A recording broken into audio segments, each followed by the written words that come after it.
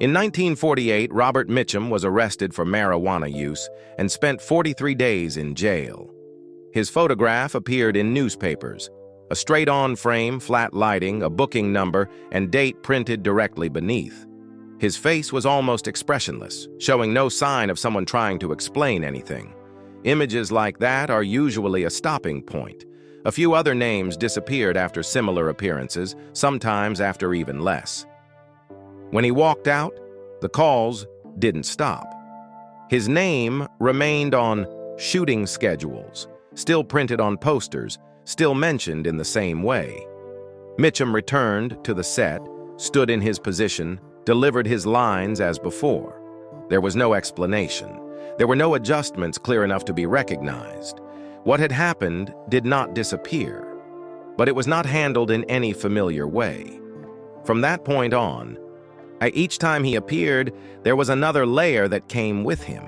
It was not named, not revisited, but it did not go away. The audience looked at the character, then held their gaze a moment longer, as if a part of him was not entirely within the script. Robert Mitchum was born on August 6, 1917, in Bridgeport, Connecticut, into an environment where life was driven by labor and the steady rhythms of the working class. But very early on, that stability was interrupted by an event he had no chance to fully understand. His father died in a railroad accident when he was still a child. That loss did not only take away a family member, but erased a point of support before it had the chance to form, leaving behind a void that could not be named, yet remained present throughout the years that followed. Without a father figure, Mitchum's childhood gradually unfolded in a state of instability. He moved among relatives, passing through different households, each with its own rules, its own rhythm of life, but none lasting long enough to become a true center. And these constant changes did not create a sense of attachment, but instead formed a habit to adapt quickly, to leave quickly, and not to place too much trust in the permanence of anything. In that environment, school did not become a place where he found his position. The rules and structures already in place always seemed to misalign with the way he perceived the world. He was disciplined many times, not because of a declared form of rebellion, but because he never truly blended into the common rhythm. While others learned to conform, Mitchum seemed to stand at a different distance, observing more than participating, absorbing more than reacting. That sense of being out of sync continued into his teenage years, until remaining within the educational system no longer held meaning. He left school, not as an explosive act, but as a turn that felt almost inevitable. From that point on, life shifted into a different form, more direct, more harsh, where everything was measured by work, by time, and by the ability to sustain oneself. Mitchum took on many manual labor jobs, moving from place to place, sometimes without a clear destination beyond simply continuing forward. Those years were not marked by memorable milestones, but by a sequence of days strung together, where he learned how to live without explanation, without the need to prove anything. Every place he passed through left behind scattered observations about people, the way they spoke, the way they remained silent, the way they concealed and revealed themselves in the most ordinary situations. From those experiences, a certain kind of inner life gradually took shape. He did not develop a need to express himself in ways that were easily seen, nor did he seek recognition from the outside. Instead, he kept everything in his own way, quiet, restrained, and somewhat detached. Mitchum's independence did not come from choice, but from circumstances that forced him to stand on his own when nothing lasted long enough to rely on. Looking back, his early years contained no sign of a path leading to cinema. There was no training, no direction, no preparation for a profession in front of the camera. But that absence became the most important foundation because it created a person who was not shaped by expectations, not bound by patterns, and did not need to learn how to become someone before stepping into a world of roles. In the early 1940s, Robert Mitchum entered Hollywood not through an open door, but almost by slipping in through the back of the system. He worked at RKO, one of the major studios at the time, but his position did not carry the meaning of an actor being developed, but rather of a laborer trying to hold on. His first roles came in a fragmented way, small, uncredited characters who appeared and disappeared within the flow of films that audiences could barely remember. He appeared in westerns, in serials, in projects produced quickly and steadily according to the operating rhythm of the studio system. There was no central role, no opportunity to leave a clear impression. At that point, Mitchum was only a very small part of a large machine where every individual could be replaced at any moment. The camera recorded his presence, but did not linger long enough to turn it into anything noteworthy. Unlike many actors of his time, Mitchum did not come through formal training. He did not come from a professional stage background, nor was he trained to control expression or build characters through systematic methods. What he brought to the set was not technique, but a way of existing that had already been formed, reduced, restrained, and almost never trying to be impressive in the conventional sense. Because of that, this period of his life was not tied to any clear career strategy. Mitchum did not choose roles based on long-term direction, nor did he try to build a personal image to stand out among the crowd. He took the work, appeared, completed his part, and left, much like the way he had lived in the years before, without setting distant goals, simply moving on to the next day. In a system where attention was distributed very tightly, that mode of existence caused him to almost disappear into the background. He was not a name that was mentioned, not a face that was promoted, and not among the young actors expected to rise. At that moment, Mitchum was merely a part of the production mechanism, a person working steadily but not prominently, present but not yet truly seen. Yet it was precisely that quietness that created a distinctive foundation. Without being placed under pressure to impress, without being forced to shape himself according to predefined standards, Mitchum gradually accumulated something else, a naturalness in the way he stood before the camera. He did not learn how to act in order to attract attention, but unintentionally learned how to exist within the frame without effort. And in an industry where most people were trying to stand out, that lack of effort, though not immediately recognized, began to form a difference that would later become impossible to replace. The year 1945 did not arrive as a preparation, but rather like an abrupt break in the otherwise faint trajectory of Robert Mitchum. After years of existing on the margins of the system, he was suddenly placed in a position where the gaze began to linger longer, more clearly, and more difficult to ignore. The story of G.I. Joe was not a performance designed to be showy or to make an immediate strong impression, yet it was precisely the restraint in the way he appeared that created a different effect. A sense of authenticity so convincing that the audience did not need to be persuaded. They simply believed in that presence. And when his name appeared among the Academy Award nominees for Best Supporting Actor, something that had previously seemed almost impossible became real. That moment, professionally, contained all the elements of a complete turning point. From being nearly unknown, Mitchum was placed directly into the industry's field of vision, where studios began to take notice, where larger opportunities started to emerge, and where the path towards stardom was laid out so clearly that it was difficult to miss. This was the point at which most actors would accelerate, reshape themselves, and seize every opportunity to solidify their newly gained position, because they understood that this kind of spotlight does not always last. But for Mitchum, the movement did not follow that direction. He did not change the way he worked, did not adjust his image, did not enter the game of building a public persona, that Hollywood always demands of rising faces. While the system around him began operating to create a star, he himself remained almost still, maintaining the same mode of existence he had before. Few words, minimal expression, and no need to explain who he was under the gaze of others.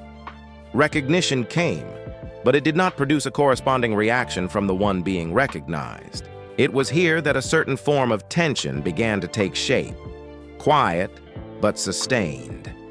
On one side was Hollywood, with its clear logic. Success must be exploited, an image must be constructed, a position must be reinforced. On the other side was Mitchum, who did not reject opportunity, but also did not step into the trajectory that opportunity created. And within the gap between these two forces, a question gradually became clearer over time. What happens when someone does not behave like a star, yet continues to be placed in the position of one? The spotlight did not arrive gradually, but settled directly on him, long enough that it could not be ignored, yet without provoking a matching response. What the system required of a star began to be placed onto Mitchum, but did not receive the necessary adjustment to complete that process. And he did not step forward to fill the space that had opened, nor did he step back to reject it, but held on to the same way of existing he had before. That pause did not create an obvious conflict, but it extended through the choices that followed. The answer didn't appear immediately, but its signs had already begun in 1945 itself. This turning point didn't only bring Mitchum forward, but also laid the foundation for a very different kind of trajectory. One where success did not lead to transformation, but only clarified something that had existed from the beginning. He did not belong to the way Hollywood wanted to define him. After 1945, the door had opened. But what truly changed was not that Robert Mitchum stepped into Hollywood, but that Hollywood began to pivot toward him. Post-war stories grew darker, characters no longer stood clearly on opposing sides, and within that shift, Mitchum did not need to adapt. He unexpectedly became the point where everything converged. The quietness, weariness, and distance within him were no longer things that caused him to fade, but began to be what made him stand out. Out of the Past in 1947 did not merely place him at the center of a story, but for the first time positioned him where the entire rhythm of the film revolved around him. As Jeff Bailey, a private detective, pulled back into his past, Mitchum did not create climaxes in the conventional sense, but instead controlled the entire feeling of the frame. And he moved slowly, spoke little, held his gaze as if everything had already ended, and it was precisely that state that allowed the film to exist without further explanation. The audience was not guided, they were drawn in, and for the first time, Mitchum's restraint was no longer a personal choice, but became the main force shaping the viewer's experience. That same year, Crossfire pushed him further within a space of greater tension and conflict. His character did not occupy the absolute center, but became the point toward which the narrative threads gradually converged, like an axis keeping everything from breaking apart. In a film where many characters had to express themselves strongly to exist, he did the opposite, maintaining a steady rhythm, reducing expression, and allowing that calmness itself to create weight. Attention was no longer something he needed to seize. It began to come to him on its own, even though he did not change the way he appeared. From those roles, an image began to form, never declared, yet increasingly clear. A man who did not fully stand on either side, not bright enough to be a hero, yet not entirely belonging to the darkness. He existed in an in-between space, where every choice carried consequence, and every movement felt as though it had already come too late. This was not a type of character built through grand actions, but through a state of being. And Mitchum did not simply perform it, he sustained it across films. making the audience begin to recognize something familiar each time he appeared. The greatest shift was not in the number of roles, but in how his position moved within the system itself. From a face that could be replaced, Mitchum became a point that was difficult to replace, because what he brought to the screen was not a technique that could be relearned. While many of his contemporaries pushed emotion outward to take hold of the frame, he kept everything low, almost flat. But it was precisely that flatness that created depth. Danger, weariness, helplessness, all were present without being emphasized, and that was what made the audience unable to look away. The roles that followed did not change that essence, but made it clearer. Mitchum did not need to rebuild himself in each film, because his image was already consistent enough to become a form of recognition. The light and shadow in film noir did not merely surround him, but began to reveal what he carried within, a slow, cold rhythm of existence that always kept its distance. The audience no longer searched for transformation, but began to anticipate his presence, because they knew that very state would draw them into the story, even when no obvious climax occurred. The year 1948 did not arrive as an unexpected incident, but rather like a moment when the entire Hollywood system paused and looked directly at Robert Mitchum in a completely different way. When the news of his arrest for marijuana use appeared in the newspapers, the story no longer remained within the scope of his personal life, but quickly spread beyond his control, drawing a level of attention he could not avoid. The image of an actor who had just stepped out of a phase of recognition was immediately placed into a fragile state where everything could slip away after even a small misstep. 43 days in jail were not merely a number in a record, but a period long enough for his position in the industry to begin to waver. Opportunities could disappear before they had the chance to form. Our relationships could close without explanation, and a path that had just opened faced the risk of being cut off at its very beginning. In an environment where image was tightly controlled and mistakes were rarely accepted, what happened to Mitchum carried all the signs of a collapse in the making. But when he stepped out, that order did not unfold as expected. The attention did not leave, but stayed, denser and more direct. The press continued to mention his name, the public did not forget the story, and the distance between the man and his on-screen image began to narrow. For the first time, Mitchum did not need to act to become dangerous. The so-called bad boy image was not constructed as a strategy, but formed from the very event that he neither tried to explain nor soften. He did not adjust the way he appeared, did not attempt to separate himself from the scandal, and did not turn it into a narrative that needed to be controlled. It was precisely that silence that made everything clearer, as the audience began to see in him not just a performance, but a real state of being, something that had previously existed only in the characters he portrayed. From that point on, danger was no longer an element created on screen, but something that accompanied him into every frame. What had once been considered a risk began to shift position, becoming part of his appeal, as an uncontrollable image existed within a system that always tried to control everything. And no clear adjustment took place, no effort to start over was made. And it was exactly that lack of change that caused his position to shift, not returning to what it had been, but moving deeper and becoming harder to replace. This transformation did not come from what was constructed, but from the absence of any attempt to reconstruct. What already existed continued to be maintained long enough that it was no longer an event to be managed, but became part of the way he was seen. In the early 1950s, Robert Mitchum was no longer in a position where he had to prove he belonged to Hollywood, but began to appear as a force that Hollywood itself had to revolve around. The roles that came to him were no longer experimental, but demanded a higher level of control, not only over the character, but over the entire atmosphere of the film. And within that pressure, the way he existed within the frame began to go further than anything he had done before. Angel Face, in 1953, was not just another noir film, but became one of the rare moments when Mitchum directly collided with the filmmaking system. Director Otto Preminger was known for strict discipline and tight control over actors, while Mitchum maintained a working method that was almost instinctive, not conforming to any pre-established process.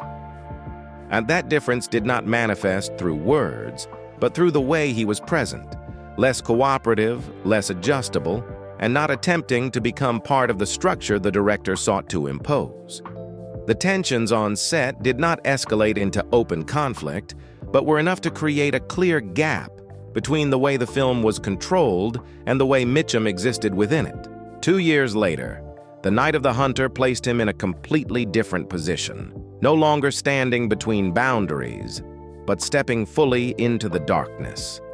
As Harry Powell, a murderer disguised as a preacher, Mitchum did not need to intensify his expressions or raise the intensity to create menace. He maintained a slow rhythm, an even voice, a gaze that barely changed, and it was precisely that calmness that made the character more unpredictable than any act of violence. The words love and hate tattooed on his knuckles were not the only focal point, but merely the surface of a danger held beneath, something not fully revealed, yet always present. At this point, Mitchum was no longer simply an actor suited to film noir, but had become one of the defining images shaping how audiences perceived danger on screen. And he did not need to change his method, did not need to adapt to each director, and did not need to adjust to become more manageable. It was precisely that refusal to conform that created a distinct position, one where he was not absorbed into the system, but maintained enough distance that every appearance carried a different kind of presence. The roles that followed did not alter that image, but made it clearer and harder to escape. The silence stretched longer, the gaze lingered a moment beyond what was necessary, and the distance in the way he existed began to create its own weight within the frame. There were no obvious outbursts, but a tension that steadily built, as if everything was always being held just before exceeding its limit. Within that state, Mitchum did not need to push the story further, but made the audience feel it according to his rhythm, slowed down, compressed, and not easy to break away from. After the early 1950s, Mitchum was no longer in a position where he had to seek out roles, but began to choose how he would appear. He did not change his style to adapt to each film, but maintained a stable state, and allowing the projects themselves to adjust to his rhythm. In a system that still operated under strict discipline, Mitchum's way of working almost deviated from the common trajectory. He did not build his image according to a long-term plan, did not participate in shaping a personal brand, and did not attempt to control how he was perceived. When he took part in the Sundowners in 1960, Mitchum did not enter with the intention of creating a different performance, but kept his familiar approach, restrained, observant, and not pushing emotions to the surface. What changed was not him, but the surrounding environment. The story required the character to be closer to real life, and it was precisely Mitchum's lack of change that made the character feel more authentic.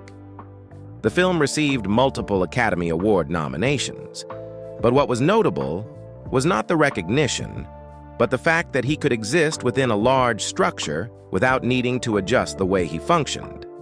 With Cape Fear in 1962, Mitchum continued to maintain that rhythm, but placed it into a character that no longer concealed itself.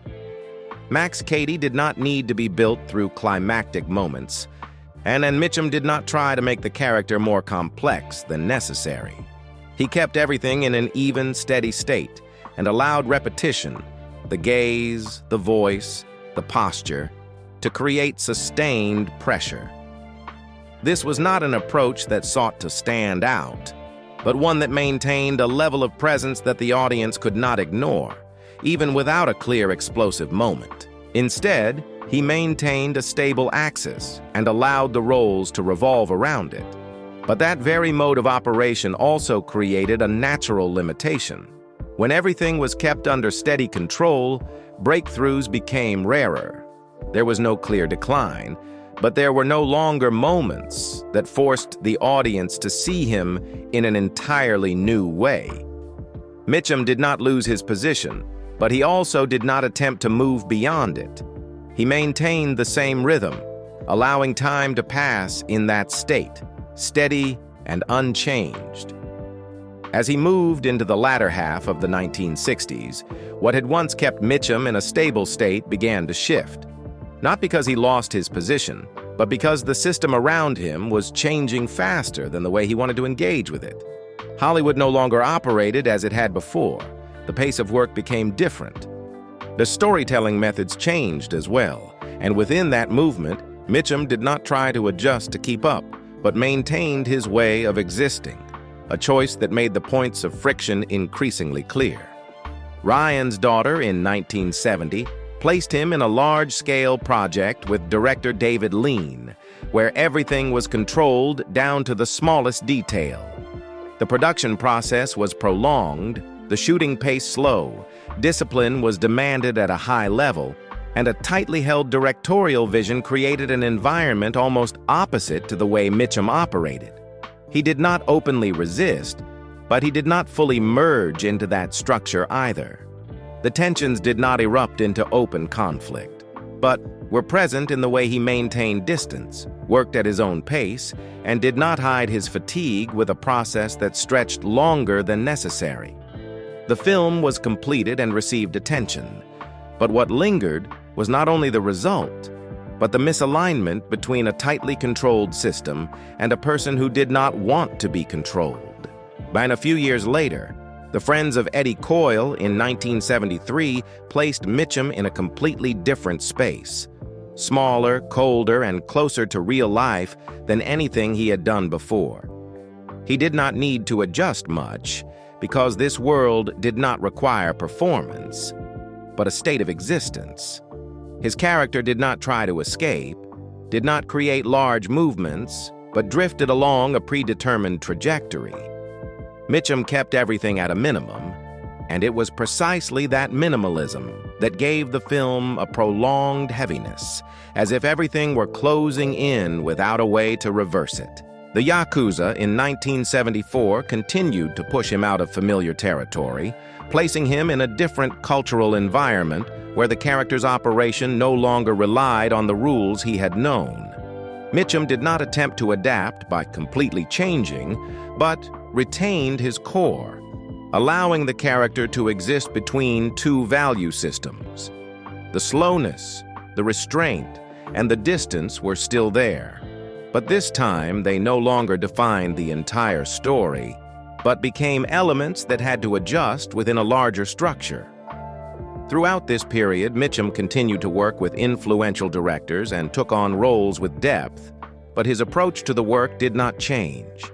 He did not attempt to reposition himself within a Hollywood that was entering a new phase, nor did he rebuild his image to align with emerging trends. And the sense of weariness was not directly stated, but present in the way he maintained distance from the system, participating without fully belonging, and continuing to work according to his own rhythm, even as everything around him had changed. The choices during this time did not create a single, clear path, but opened multiple parallel directions, sometimes not connected to one another. Mitchum did not leave his position, but neither did he try to preserve it in the old way. He continued to appear, continued to work, but amid the shifting industry, the way he existed began to carry a different feeling, no longer a stable center, but a point standing apart, slightly detached from the changing current. As he entered the 1980s, Mitchum was no longer standing at the center of cinema in the way he once had, but he also did not leave the work. The shift toward television did not unfold as a step backward, but rather as a way of continuing to exist in a different space. one where the rhythm of storytelling was slower, the duration longer, and the character had time to emerge without being compressed within the framework of a feature film. The Winds of War in 1983 placed him in a role that extended across multiple episodes, where the character was no longer built through isolated moments, but through a continuous sequence of movement over time. Mitchum did not change his acting approach, still maintaining his familiar restraint. But within a long-form structure, that very stability became an anchor for the entire narrative. And the audience was not guided by individual climaxes, but followed his character like a current, steady, slow, yet unbroken. War and Remembrance in 1988 continued to extend that state, taking him through a broader and more complex historical space. The character did not need to be highlighted through major transformations, but existed across time, through events, and through the way a person holds themselves amid what is unfolding around them. Mitchum did not attempt to reinvent himself to fit television, but kept his established rhythm, and it was precisely that which allowed him to reach a different generation of viewers, those who did not know him from the film noir era, but recognized him through another form of presence, more enduring and less volatile. The move to television did not create a clear turning point, but extended his existing trajectory into a different shape. Mitchum did not need to return to the peak of cinema to affirm his position, because he continued working in his own way, quietly, without major changes, but clearly enough not to be absorbed into the movements around him.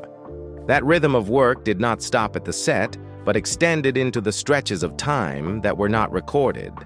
Robert Mitchum's marriage began in 1940, when he married Dorothy Spence, at a time when his work was still unstable and life had not yet taken on a clear form. In the years that followed, 3 children were born, the household grew, and a daily rhythm gradually took shape. Mitchum's work took him across many places. Films followed one after another, shooting schedules stretched on, and leaving home was no longer an event, but became a fixed part of life. He left, then returned, then left again, according to a rhythm that required no explanation. His repeated absence lasted long enough that it no longer caused disruption. At home, everything continued to function in its own way. Meals, routines, small tasks, carried out day after day. When Mitchum was present, the rhythm shifted for a short time, then readjusted as soon as he left. And there was no void large enough to demand naming, only missing pieces gradually absorbed until they became normal. Dorothy Spence remained throughout that entire process. She did not replace, did not leave, did not create any movement clear enough to alter the structure. Her presence was not in what was spoken, but in the fact that everything continued without the need for explanation. Mitchum's name occasionally appeared in the press alongside side stories, relationships not clearly confirmed. Those reports did not draw any direct response. He did not speak out, did not adjust the way he appeared, and did not suppress what was being mentioned. The rumors existed at a certain distance, never disappearing, but never close enough to force any change. Meanwhile, within the same household, time continued to pass at its own pace, neither faster nor slower. Milestones still occurred.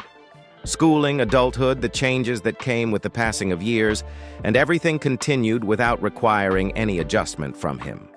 There was no formal separation, nor any public event that disrupted the long, continuous flow of the marriage. Everything continued through the inertia of time, with what was retained and what was never spoken. And the house remained, the relationships persisted, and the distances did not disappear. They were simply maintained, long enough that no one attempted to change them. The passing years did not produce a clear conclusion. There was no specific moment to look back on and determine what had changed, because most of what occurred was not large enough to become an event. Two people move together within the same structure, but not entirely within the same rhythm, and that misalignment did not lead to a break, but existed as a prolonged state. There was no ending moment, nor any decision made to change anything. Only what did not happen accumulated over time, until that very silence became the most defining element. The final years of Robert Mitchum were not marked by a clear withdrawal, but unfolded as a continuation of a rhythm already familiar. He lived mainly in California, maintaining a certain distance from public attention, yet not completely disappearing from work. His appearances became less frequent, no longer as dense as before, but each appearance still carried the same familiar state. No adjustment, no attempt to create a different image to fit a new phase. He did not construct a final chapter in the sense of closure, nor did he create a defining moment to summarize the journey he had taken. Work continued at a moderate level, roles appeared sporadically, and his presence gradually shifted from the center to a quieter position, where there was no longer a need to prove or maintain a specific status. And there was no abrupt change in the way he worked, only a slowing of pace, a lengthening of distance, and increasing intervals between appearances. His health in these years was no longer what it had been. Lung cancer, the condition most often associated with discussions of his final period, progressed quietly, without major announcements or public-facing moments. Life continued within a private sphere, without any event being elevated into a final point, and without any moment prepared as a farewell. On July 1st, 1997, Robert Mitchum passed away at the age of 79 in California. His passing did not create an abrupt stop in the way he was remembered, but felt like the final part of a movement that had already slowed. There was no single final image framed to represent him, no clearly defined conclusion, only a trajectory that had run its course, closing in the same quiet way it had existed for so many years. Robert Mitchum is not remembered as an actor associated with major awards, but as one of the faces that shaped how a certain type of character exists on screen. In the history of film noir, he was not only a participant in the development of the genre, but one of the images that helped define it in a more specific direction. Less dramatic, less declarative, and retaining more space in its mode of expression. Before Mitchum, the many noir characters still carried clear traces of traditional structures, where motivations and emotions were often expressed directly through actions or dialogue. With him, the mode of expression shifted in another direction. The character did not need to explain much about himself, did not need to reveal himself clearly in order to be understood, and did not need to arrive at a definitive conclusion to fulfill his role. This created a different kind of anti-hero compared to earlier archetypes. Not someone who actively opposes the system, but someone who exists within it without fully belonging to it. The influence of this approach did not remain confined to film noir. Later, as cinema moved into different periods, especially from the late 20th century onward, many central characters began to carry similar traits, less expressive, more distant, and not constructed to generate direct empathy. These figures did not replicate Mitchum, but operated on a principle close to what he had established, reducing expression to heightened perception, holding back rather than displaying.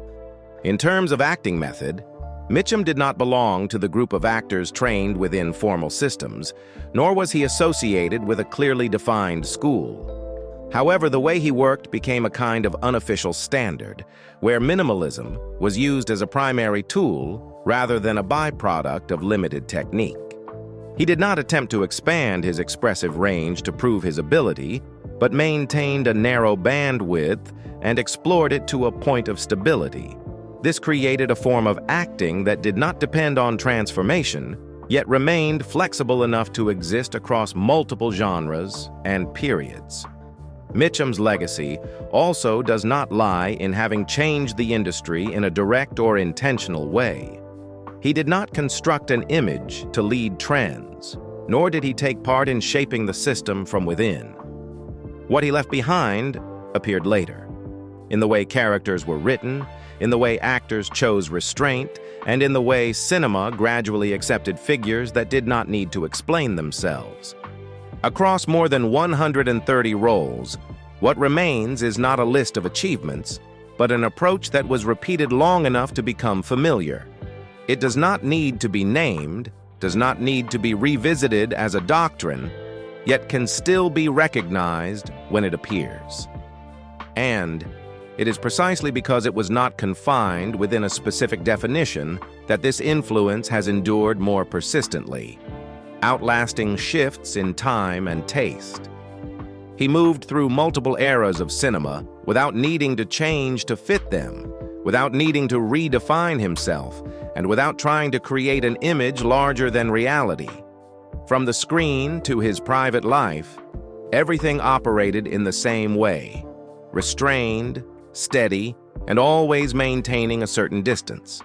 What remains is not found in what was declared, but in the way he existed throughout that time. And not loud, not in need of explanation, yet clear enough not to disappear.